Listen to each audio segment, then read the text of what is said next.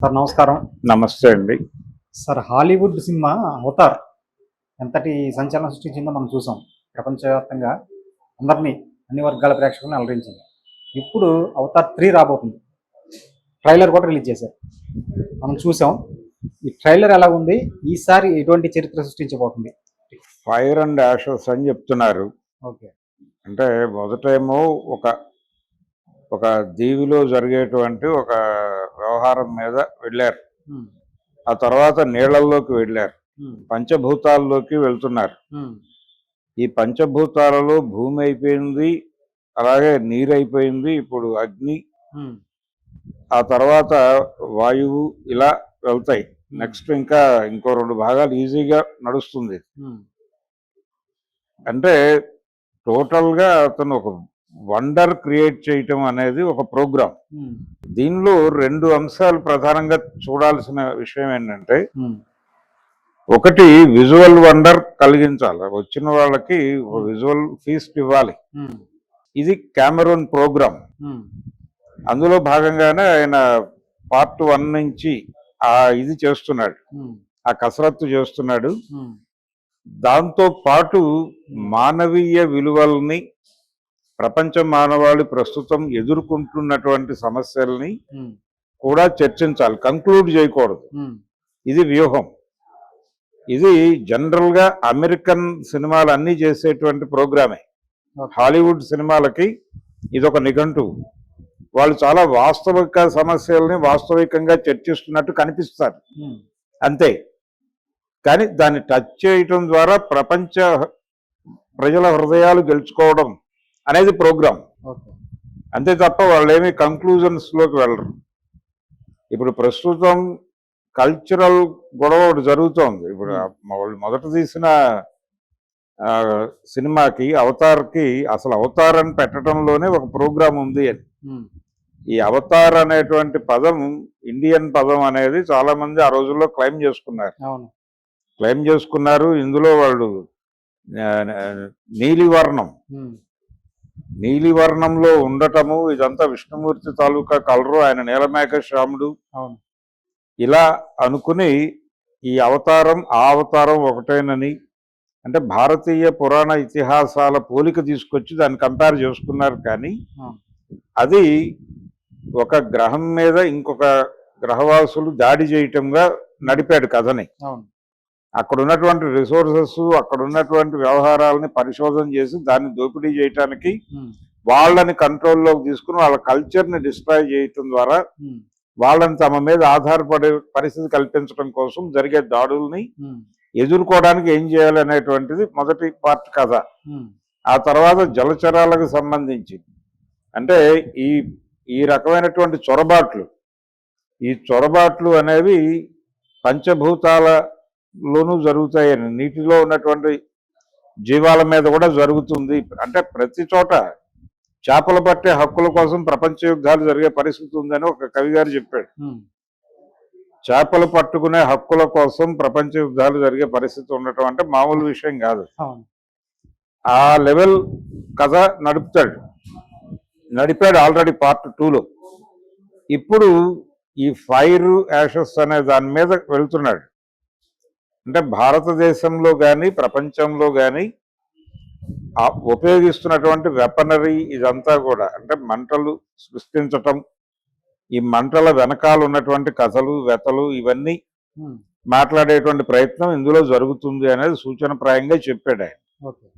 దీని తర్వాత ఇంకా వెళ్తాడు. వాయువు, గాలిలో ఉన్నటువంటి జీవాలు, ఇవన్నీ రకరకాల, అంటే మొత్తం సమస్త ప్రకృతిని తమ కంట్రోల్లో పెట్టుకోవడానికి కార్పొరేట్ ప్రపంచం ఎలాంటి ప్రయత్నాలు అయితే చేస్తోందో, హ్మ్.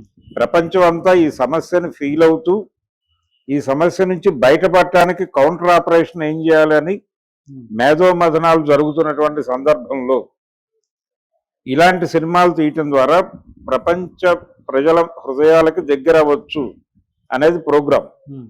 దీనికి వ్యతిరేకంగా మీరు ఏదో చేయండి అని ప్రోగ్రాం మాత్రం ఇవ్వడు ఆ సినిమాల్లో ఎక్కడ, హ్మ్. ఏ సినిమాలోను. చాలా స్పష్టంగా ప్రజల కష్టాలు, నష్టాలు, వాళ్ళ ఏడుపులు, దుఃఖాలు అన్నీ హ్మ్. దానిలో ప్రతిఫలిస్తుంది సినిమాలో. హ్మ్. అంతవరకే చూస్తారు వాళ్ళు, అంతవరకే ఎమోషనలైజ్ చేస్తారు జనాలను. ఇది మా సినిమా అనిపిస్తారు అందరి చేత. అనిపించడం ద్వారా టికెట్లు దిగుతాయి, డబ్బులు వచ్చేస్తాయి. తర్వాత వాళ్ళ చావు వాళ్ళు చేస్తారు, వీళ్ళ చావు వీళ్ళు చేస్తారు అన్నట్టుగానే ఉంటుంది.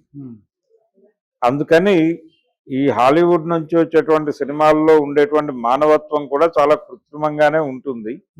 అలాంటి ఒక కృత్రిమమైనటువంటి మానవత్వాన్ని ప్రదర్శిస్తూ ఆయన సినిమాలు తీస్తున్నాడు. ఈ సినిమాలని నమూనాగా స్వీకరించే వాళ్ళు నేర్చుకోవాల్సిన పాఠం ఏంటి అవతార్ నుంచి, అవతార్ సిరీస్ నుంచి అంటే, ఒకటి కేవలం మీరు వేరే లోకాన్ని క్రియేట్ చేసి చూపిస్తే మార్కెట్ ఎక్స్పాన్షన్ కి ఉపయోగపడుతుంది అనేటువంటి ఒక భ్రమలో సినిమాలు తీస్తున్నారు. ఇప్పుడు ఆ మధ్య వచ్చినటువంటి దేవర సినిమా చూసాం మనం, ఎన్టీఆర్. దేవరలో కూడా ఒక లోకం ఏదో క్రియేట్ చేయాలనే తాపత్రయపడ్డాడు ఆయన. అలాగే ఇప్పుడు రేపు రిలీజ్ అవబోతున్నటువంటి కింగ్డమ్ లో కూడా ఒక లోకం క్రియేట్ చేయటం, ఇలా ఈ లోకాలు క్రియేట్ చేయటం అనే ప్రోగ్రామ్ కి ఈ ఆలోచనకు ఆద్యుడు ఆయన కెమెరూన్. అయితే ఈ లోకాలు క్రియేట్ చేయడంతో పాటు ప్రస్తుత సమాజంలో ఉన్నటువంటి సఫరింగ్స్ ని మీరు అక్కడ మాట్లాడించగలగాలి. మాట్లాడించగలిగితే తమ జీవితాన్ని తెర మీద ఒక బిగ్ స్కేల్లో చూసుకోవాలి ప్రేక్షకుడు, అప్పుడు కనెక్ట్ అవుతాడు. అలా కనెక్ట్ చేసుకునేటువంటి పాయింట్లు అనేకం ఉన్నాయి మన దగ్గర కూడా. ఇక్కడ అడవుల్ని ఖాళీ చేసేసి ఆదివాసీలను బయటకు గెంటేసి, ఇప్పుడు అక్కడలాగానే ఇప్పుడు బండారా గ్రహంలో ఎలాగైతే వాళ్ళందరినీ గెంటేశారు, అలాంటి ప్రోగ్రామ్ ఇక్కడ జరుగుతోంది ఆపరేషన్ కగార్ అనే పేరుతో. వీటిని కనీస మాత్రంగా సినిమాల్లో మీరు మాట్లాడగలరా లేదా అనేది, అది చేయటం ద్వారా ఏంటంటే బాధితుల హృదయాలు ఏదో మేరకు అక్కడ ప్రతిబింబింప చేయగలిగితే అది జనం చూస్తారు. నీకు సినిమా తీసే ప్రోగ్రాం దేశాన్ని ఉద్ధరించే కార్యక్రమం లేకపోయినప్పటికీ ప్రజలు తమని తాము ఆ సినిమాలో చూసుకోగలిగిన పరిస్థితి ఉండాలి.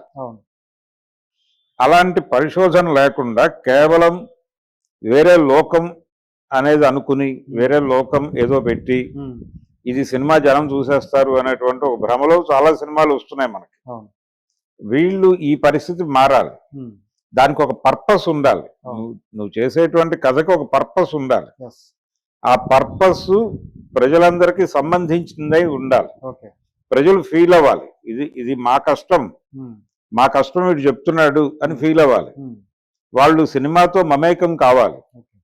ఆ మమేకం కావడం కోసం సినిమా తీయాలి, ఏ కళారూపమైనా అదే చేయాలి.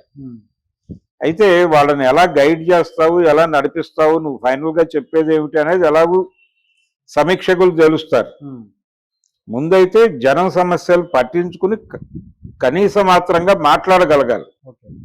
ఆ మాట్లాడగలగటం అనేది కెమెరూన్ చేస్తున్నాడు ప్రతి భాగంలోనూ. అది ఇందులో కూడా జరుగుతుంది. ఇప్పుడు రాబోతున్నటువంటి 3వ భాగంలో కూడా అదే ప్రధానమైనటువంటి వనరుగా ఉంటుంది.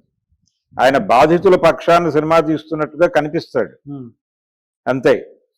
నిలబడి వాళ్ళకేదో ఒక గైడెన్స్ ప్రోగ్రామ్ ఇచ్చే ప్రయత్నం మాత్రం చేయడు. ప్రపంచం ముందు ఉంచుతున్నాను అనేటువంటి ఒక సేఫ్ సైడ్ తీసుకుని వ్యవహరిస్తాడు.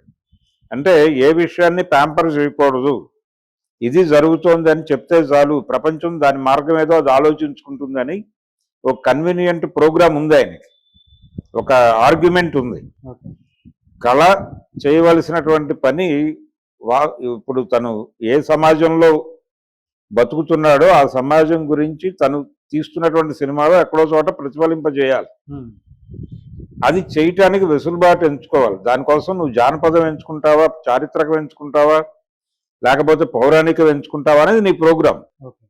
నీ టాలెంట్, నీ క్రియేటివిటీ మీద ఆధారపడి ఉంటుంది.